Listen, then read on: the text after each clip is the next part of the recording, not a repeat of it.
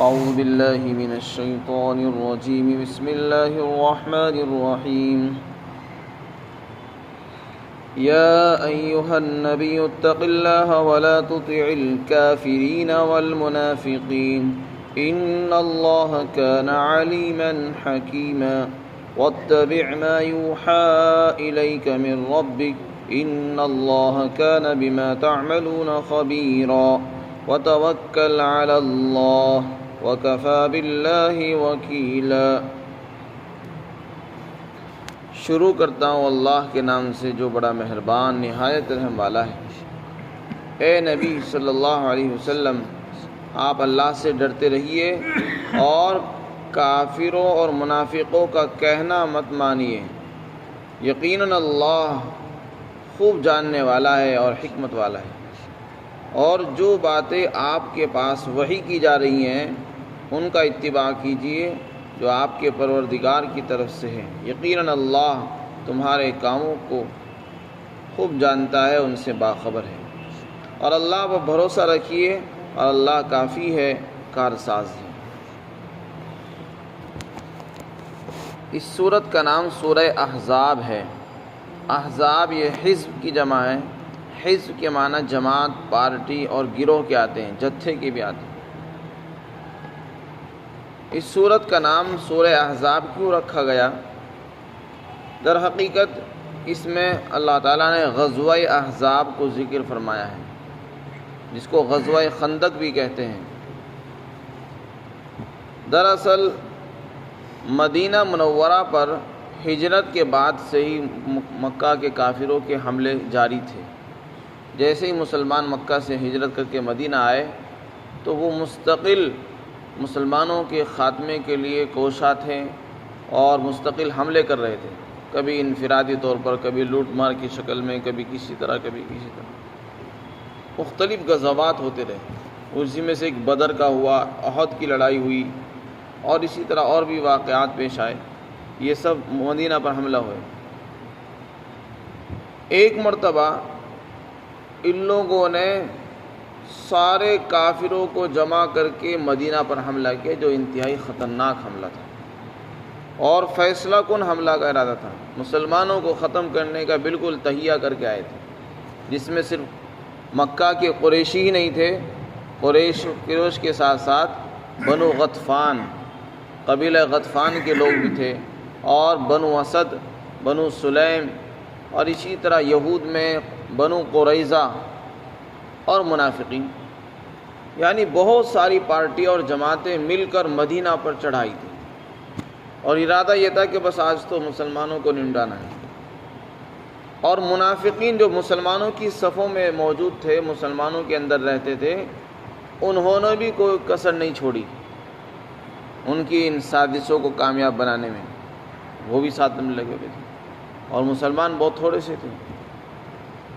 تو یہ بہت نازک وقت تھا جس وقت مدینہ پر بہت ساری جماعتیں چڑھائی تھی. اسی لیے اس غزوے کو غزوہ احزاب کہا جاتا ہے. اللہ تعالیٰ نے اس غزوے کو احزاب کہا ہے. اور چونکہ حضرت سلمان فارسی رضی اللہ عنہ کے مشورے سے ایک خندق کھودی گئی تھی جو ظاہری اسباب میں مسلمانوں کی حفاظت کا سبب بنی، چنانچہ اس لیے اس غزوے کو غزوہ خندق بھی کہتے ہیں. یہ سن 5 ہجری کے اندر پیش آیا. ہجرت کے 5ویں سال یہ لڑائی ہوئی جس میں مدینہ پر بہت سارے کافر چڑھائے تھے. اللہ نے مسلمانوں کی مدد فرمائی اور پھر ان کے قدم اکھڑ گئے اور وہ چلے گئے. اسی واقعہ کو آئندہ آیات میں ذکر کیا جائے گا. یہاں پر جو سورت شروع ہو رہی ہے، اس سورت کے اندر اللہ تعالیٰ نے آپ صلی اللہ علیہ وسلم کی تعظیم، آپ کا ادب، آپ کے دربار میں اور آپ کی دربار میں جانے کے آداب، اسی طریقے سے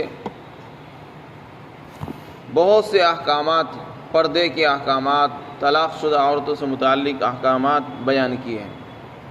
اور رسول اللہ صلی اللہ علیہ وسلم کی سیرت سے متعلق اہم واقعات کی طرف بھی اس میں روشنی ڈالی گئی ہے، جیسے غزوہ احزاب ہوا اور بنو قریظہ کا جو قتل ہوا ہے ایسے واقعات پر بھی اس میں روشنی ڈالی گئی ہے۔ تو یہ صورت بہت سے مضامین پر، بہت سے احکامات پر، آداب اور آداب پر مشتمل ہے۔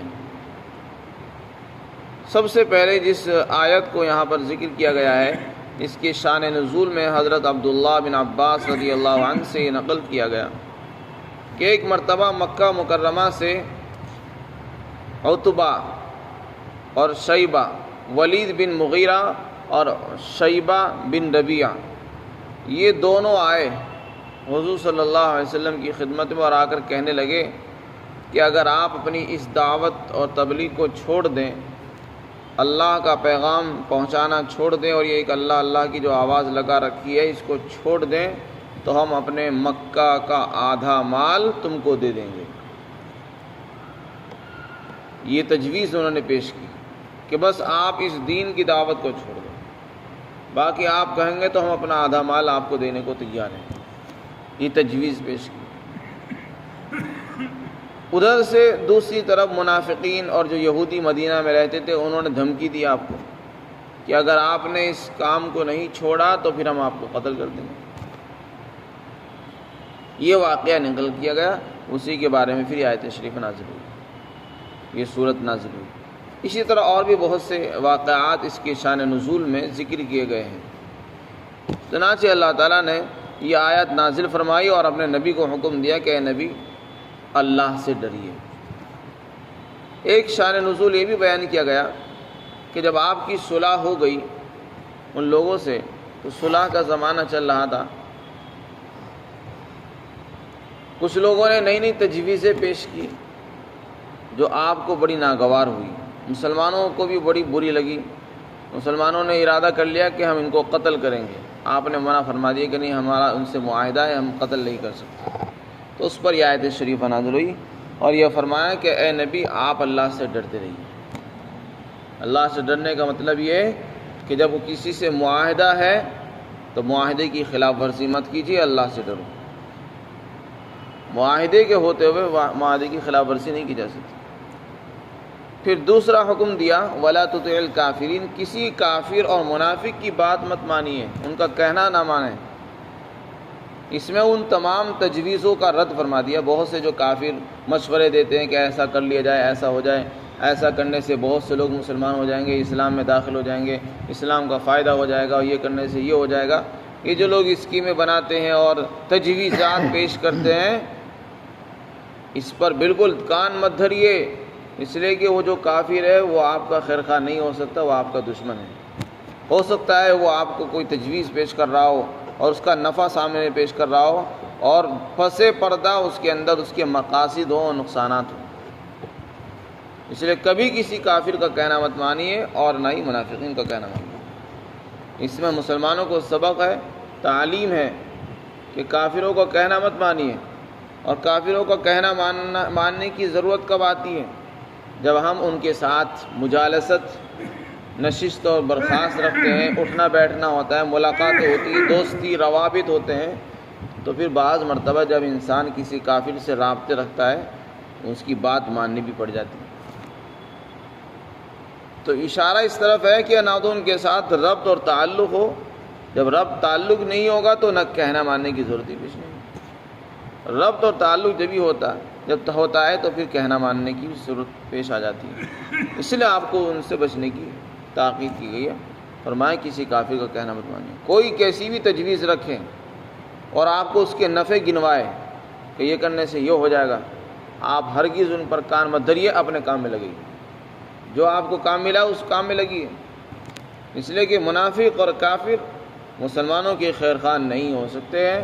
ان کی رائے، ان کے مشورے وہ اسلام کے خلاف ہوتے ہیں، مسلمانوں کے حق میں نہیں ہو سکتے۔ پھر آگے فرمایا یقیناً اللہ جانتا ہے، یعنی یہ جو لوگ آپ کو مشورے دے رہے ہیں ان کو بھی جانتا ہے، اور یہ کیا سازش سے کرنا چاہتے ہیں اور کیا کروانا چاہتے ہیں ان سب کا علم ہے، اور حکمت والا بھی ہے، یعنی فوری طور پر ان کو سزا نہیں دیتے۔ اللہ تعالیٰ نے اپنی حکمت سے ان کو ڈھیل دے رکھی ہے۔ پھر آپ صلی اللہ علیہ وسلم کو تعلیم دی کہ ایسے لوگوں کی تجویزوں پر بالکل کان مت دھریں۔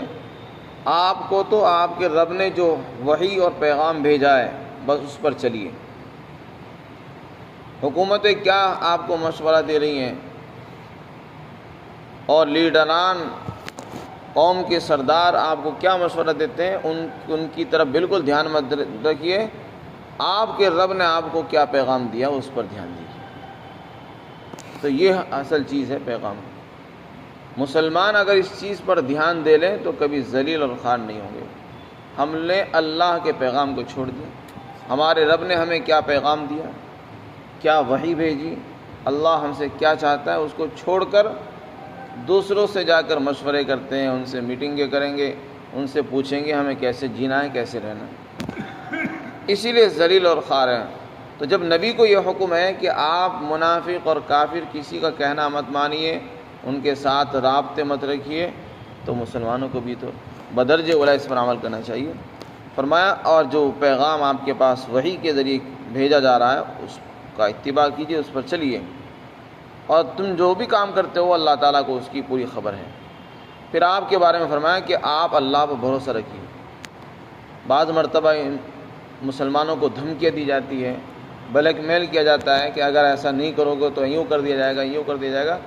تو اللہ تعالیٰ نے فرمایا کہ کوئی کیسی بھی دھمکی دے، قتل کی سازشیں کرے یا دھمکیاں دے، فرمایا کسی پر بھروسہ مت کریں اور نہ ڈریے، صرف اللہ سے ڈرنا ہے اور اللہ پر بھروسہ رکھنا ہے۔ جن لوگوں نے آپ کو دھمکی دی ہے ان کو اللہ جانتا ہے اور کارساز ہے، کام بنانے والا ہے، ان کے لیے اللہ کافی ہے۔ جو ایسا کر رہے ہیں اللہ تعالیٰ ان کی منصوبوں کو، ان کی پلاننگ کو خاک میں ملا سکتا ہے، ناکام بھی بنا سکتا ہے۔ اس لیے آپ یہ مت سمجھیں کہ جو انہوں نے کہہ دیا ایسا ہی ہوگا۔ اللہ کی طاقت تمام طاقتوں سے بڑی ہے۔ فرمایا وتوکل علی اللہ، اللہ پر بھروسہ رکھیے، وکفا باللہ وکیلا، اللہ کافی ہے، کارساز ہے، کام بنانے والا ہے۔ جو دھمکیاں دے رہے ہیں اللہ تعالیٰ ان کو مٹا دے گا، نیست و نابود کر دے گا، ان کے ارادوں کو خاک میں ملا سکتا ہے، لہذا آپ کامیاب ہو جائیں گے۔ بس آپ کو تو اللہ کے حکموں پر چلنا ہے، مدد اللہ کی آپ ہی کے ساتھ ہوگی، اللہ کی مدد ان کے ساتھ نہیں ہے۔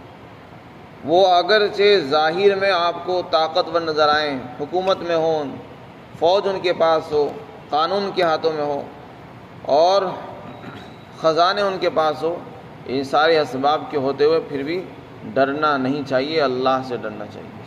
اللہ ہی پر اعتماد رکھیں، اسی پر بھروسہ رکھیں، وہ وہیں سے مدد ملتی ہے، کوئی مخلوق کسی کا ساتھ نہیں دے سکتی۔ وما وکفا باللہ وکیلا، اللہ پر بھروسہ رکھیے۔ تو یہ تعلیمات آپ کو دی جا رہی ہے اور آپ کے ذریعے سے پوری امت کو سنایا جا رہا ہے کہ امت کو بھی ایسا ہی کرنا چاہیے۔ اگر کامیابی چاہیے صرف اللہ پر بھروسہ رکھنا ہے۔ کوئی کیسے ہی قانون بنائیں، کیسی باتیں کریں، ان کے قانون بنانے سے کچھ ہونے والا نہیں ہے۔ اللہ تعالیٰ نے اس دنیا کو بنایا ہے، وہی اس دنیا کو جب تک چاہتا ہے چاہے گا، زندہ رکھے گا، جب چاہے گا ختم کر دے گا۔ اللہ تعالیٰ ہم سب کو